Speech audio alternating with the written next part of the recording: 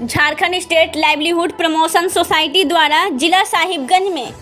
12 प्लास्मार्ट online उद्घाटन किया गया, जिसमें प्रखंड एक साथ 12 प्लास्मार्ट दीदी द्वारा संचालित प्लास्मार्ट का उद्घाटन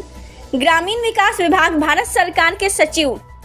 श्री NN सिन्हा एवं CO Nancy Sahay, Jharkhand state livelihood promotion society एवं जिला कार्यक्रम प्रबंधक और जिला रोजगार एवं कौशल प्रबंधक,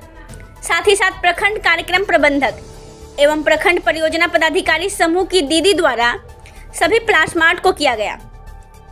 इसका मुख्य उद्देश्य ग्रामीण दीदी द्वारा निर्मित वस्तुओं को बाजार मुहैया कराना इसका मुख्य उद्देश्य है। 12 प्लास्मार्ट का उद्घाटन किया जा रहा है, जिसमें समूह द्वारा निर्मित सामान को यहाँ से बेचा जाएगा, ताकि ये जो है बहुत बड़ा बाजार प्लास्मार्ट का बाजार उपलब्ध किया गया है, जिसमें सही रेट पे